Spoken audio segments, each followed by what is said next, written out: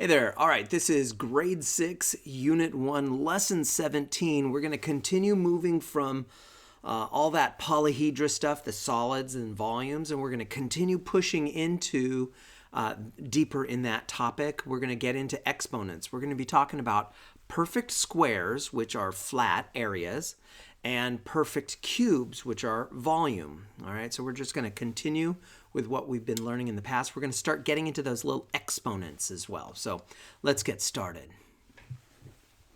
So we're going to begin with kind of helping students understand, well, what is a perfect square, all right? And so that's where we're going to start with our warm-up today. And it says the number 9 is a perfect square. So here is their representation for the number 9, all right?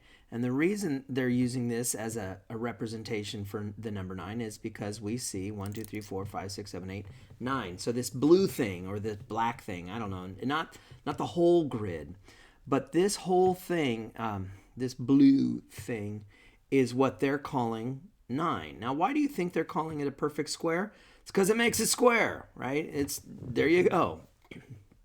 And so find 4 numbers that are perfect squares and 2 numbers that are not.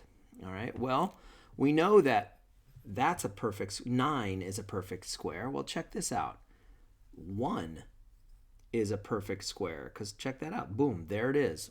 1 is a perfect square. So can you come up with another perfect square?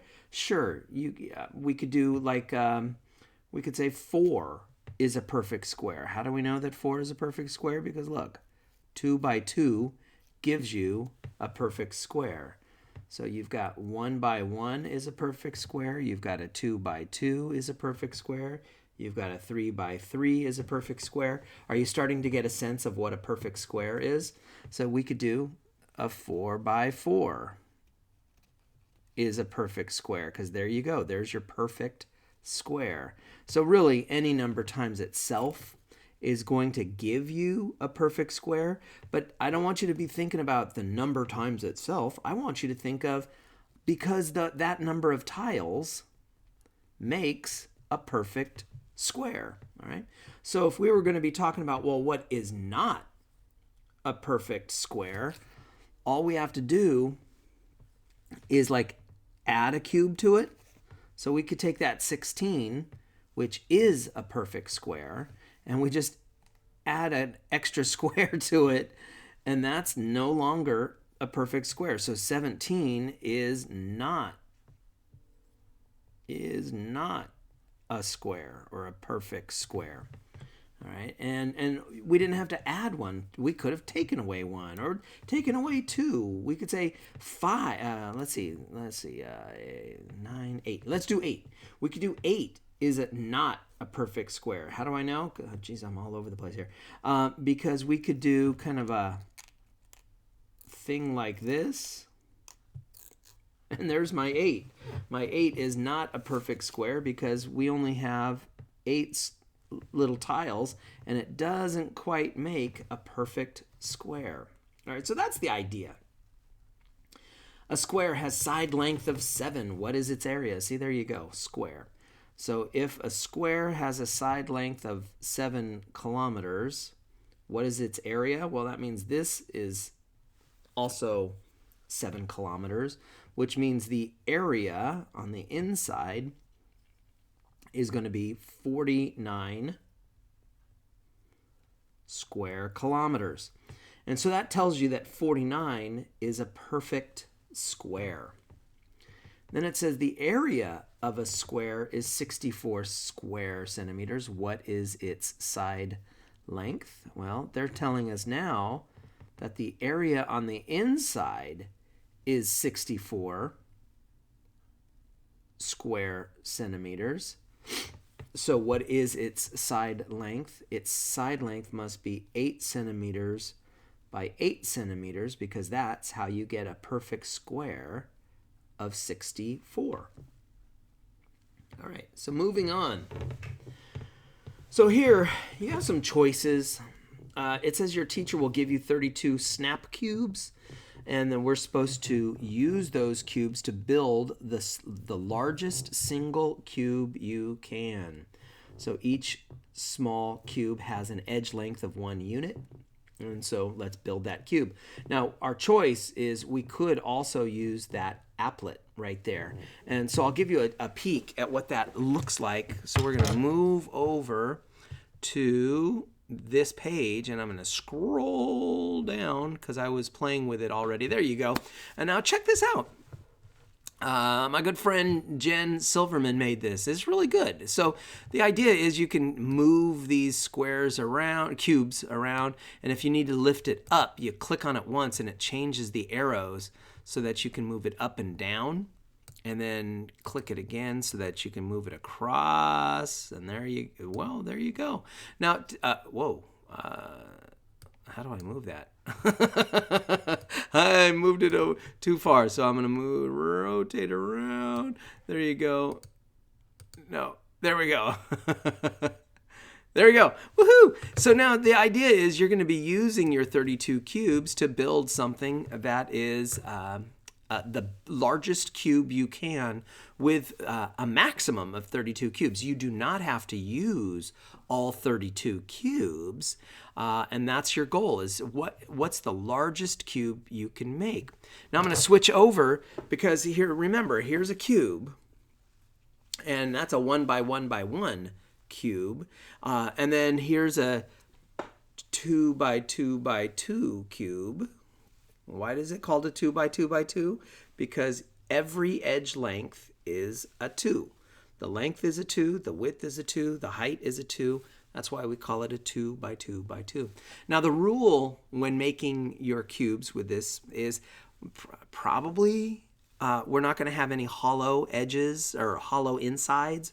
No, like those Easter like the chocolate bunnies for Easter, where you get this big thing of chocolate and you think it's awesome, and then you bite into it and the whole darn thing's hollow. No, we're not going to do that. It's always going to be solid. So we're always going to be building solid cubes, and always. So there's no hollow inside for this 3 by 3 by 3. That's kind of the math rule, so to speak, this assumption that we're not going to have these hidden cavities inside our figure.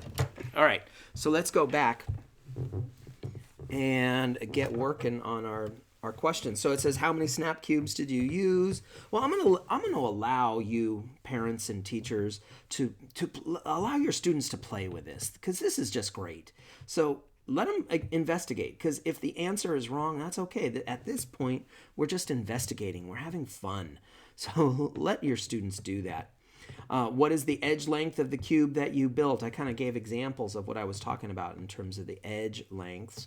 What is the area of each face of the built cube? So you're going to have to do surface area, and we've been talking about surface area. And then lastly, what is the volume of the built cubes? Meaning, how many cubes did you use? You probably did not use all 32 cubes. All right, moving on. A similar story. The number 27 is a perfect cube. So we're still talking about cubes. What were we doing before? Oh, building with 32 cubes. Okay, now we're doing perfect cubes. So the number 27 is a perfect cube, and that's a true story because it's right here. We can see that this is going 3 across, 3 back, and 3 up. And that we can see on this top layer, we use 9 cubes. And then we can see that we have 1 layer, 2 layers, and 3 layers.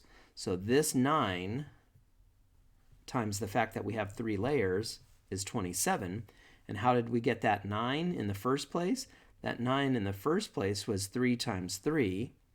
And then we multiplied by 3 because we have 3 layers. So 3 times 3 times 3 is our 27. All right.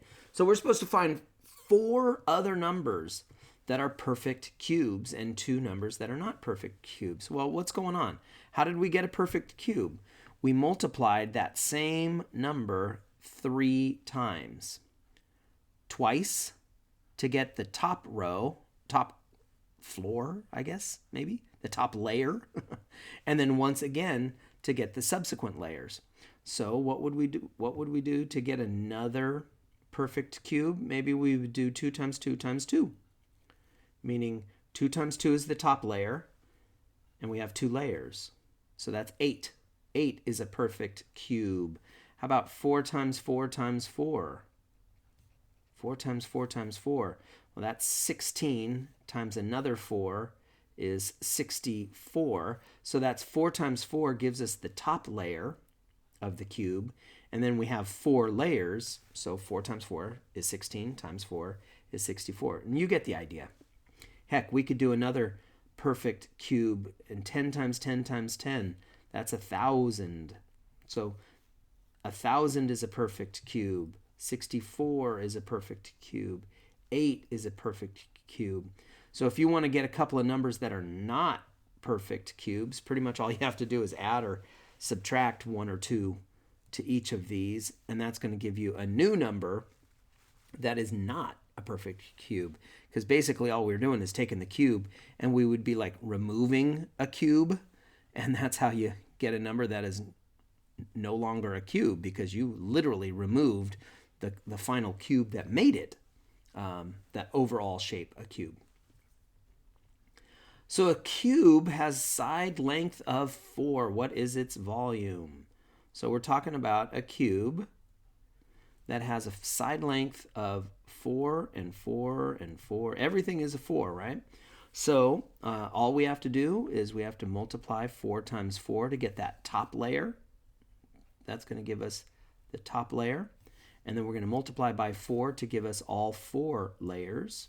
And that gives us 64 cubic centimeters. Now we're going to be learning about this actual exponent right there later, but right now I'm using shorthand.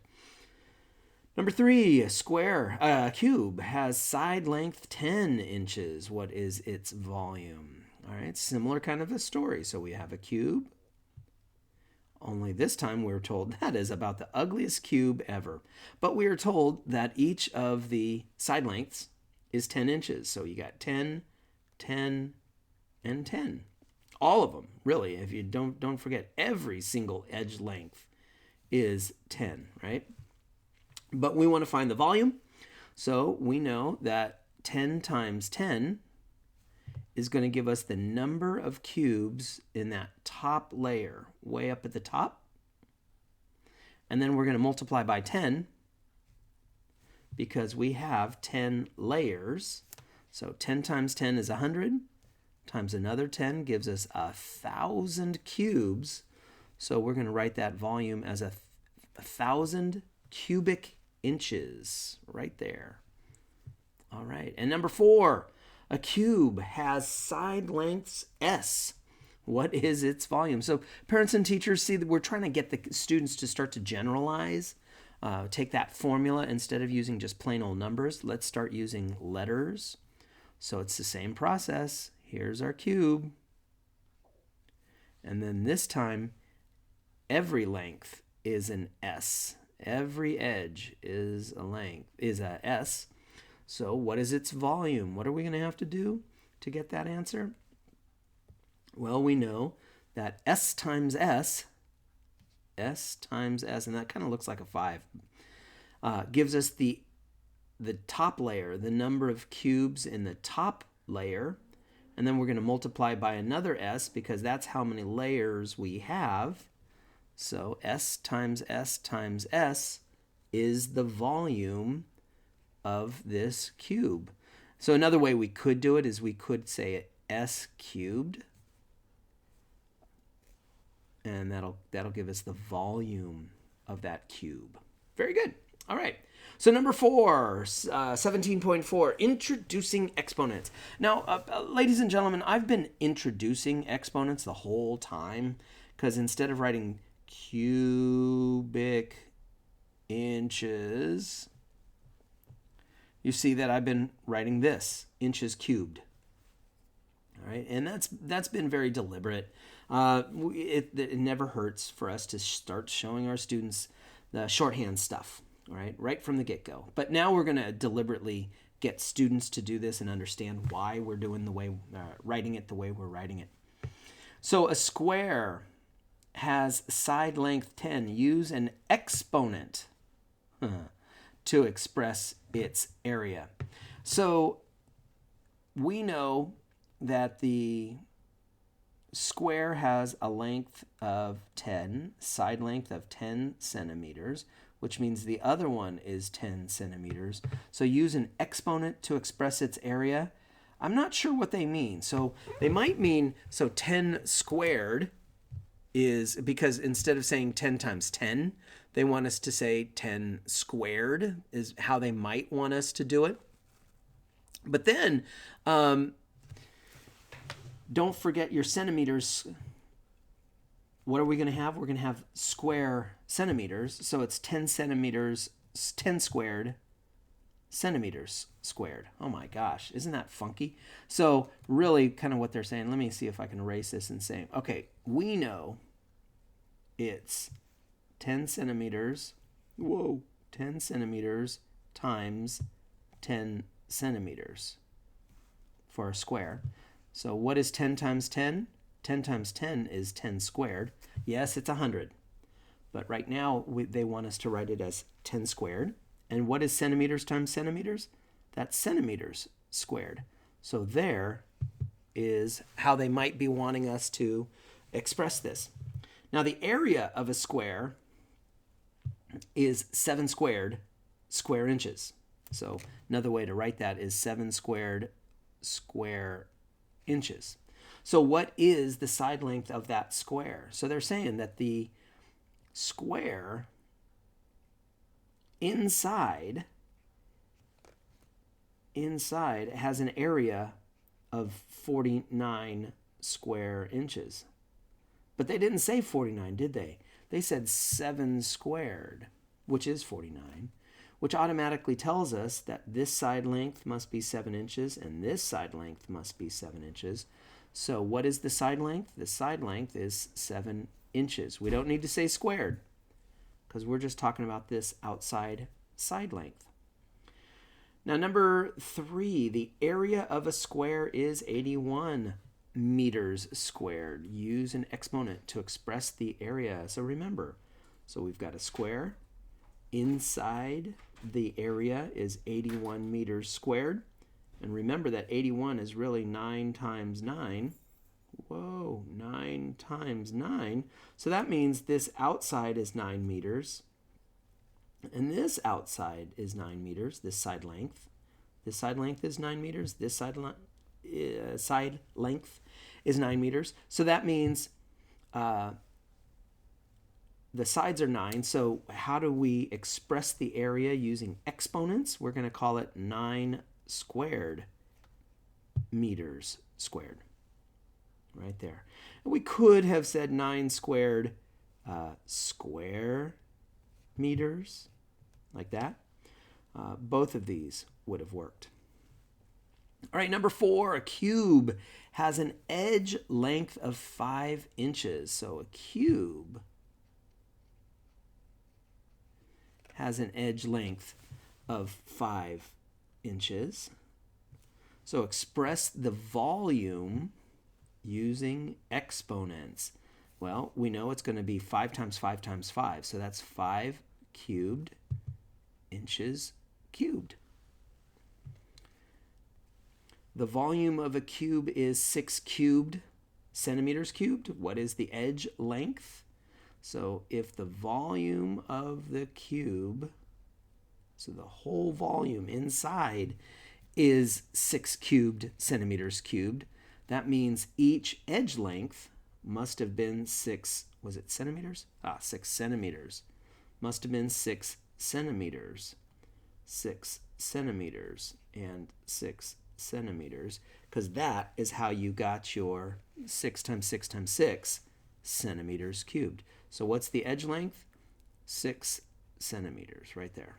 Boom. And then number 6, a cube has edge lengths S.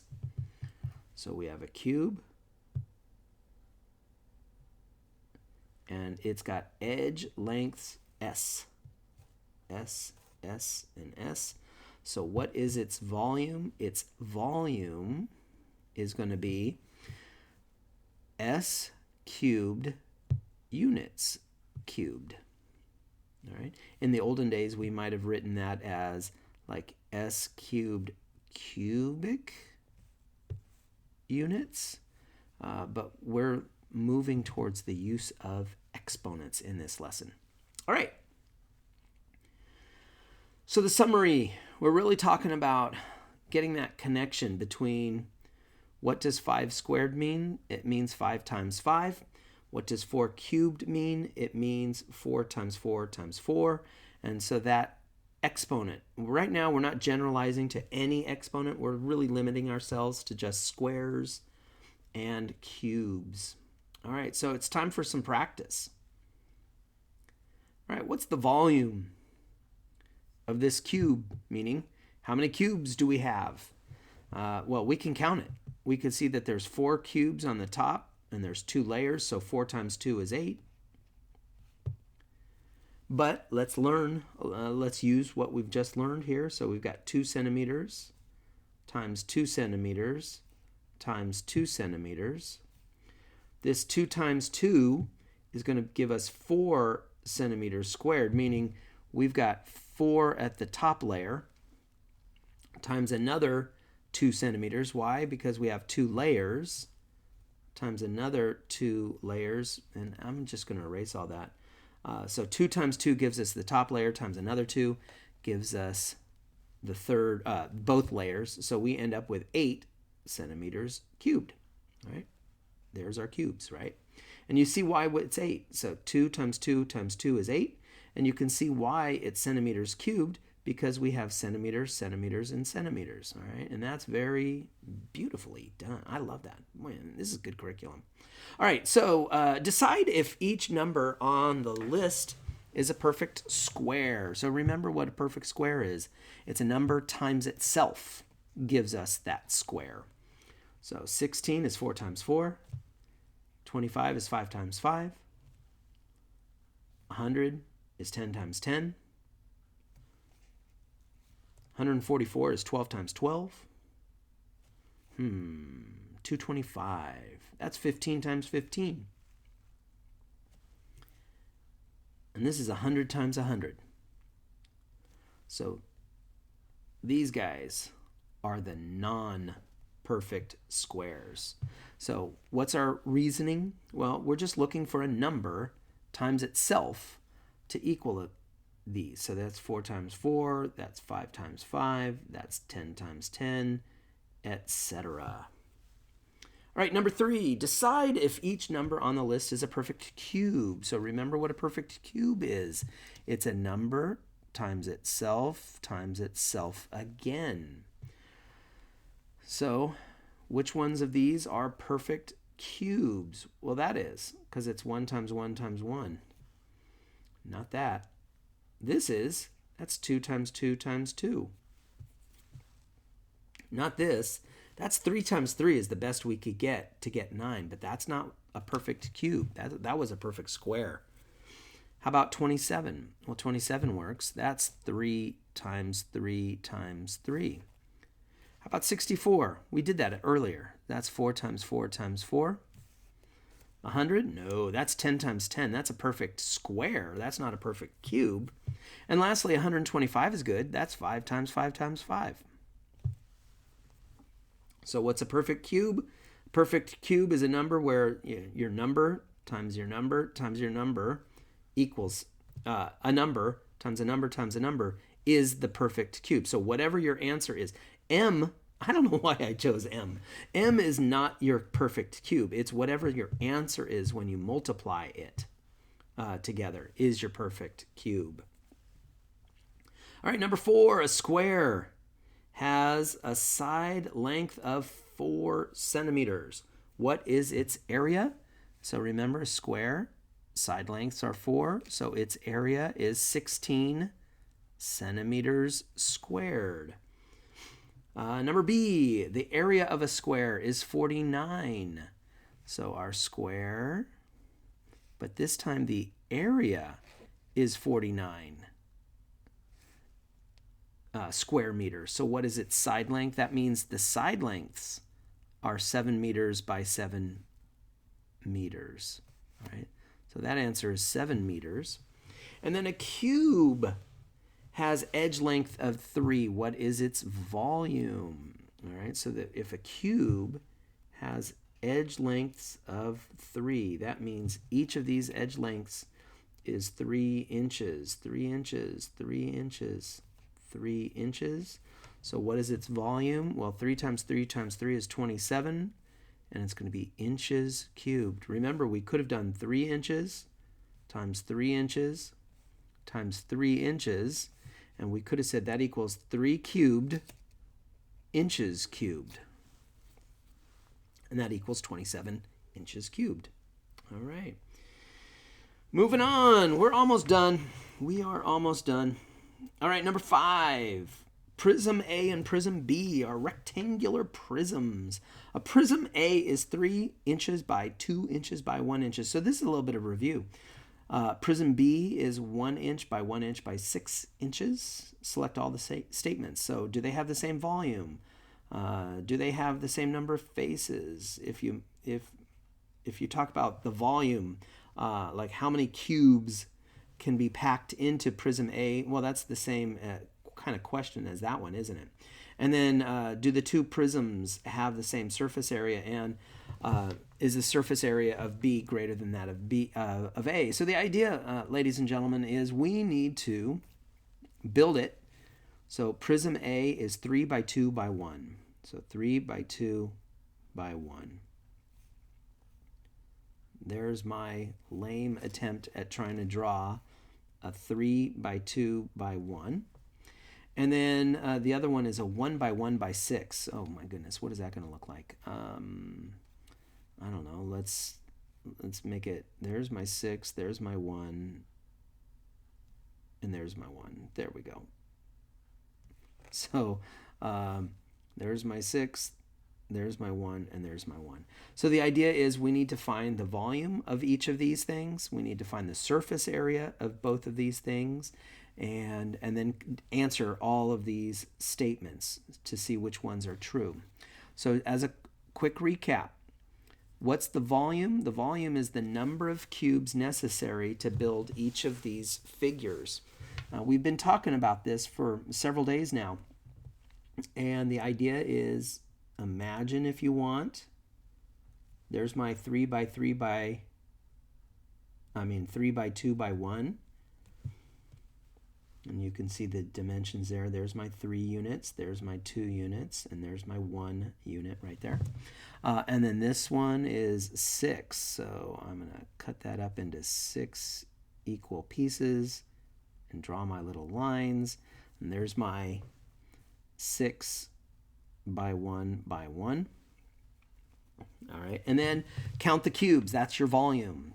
And then the surface area, as you recall, surface area is you've got to find your area of the green part, you've got to find your area of the orange part, and you have to find the area of the blue part, add those together, and then double it. So in this case, it's kind of easy.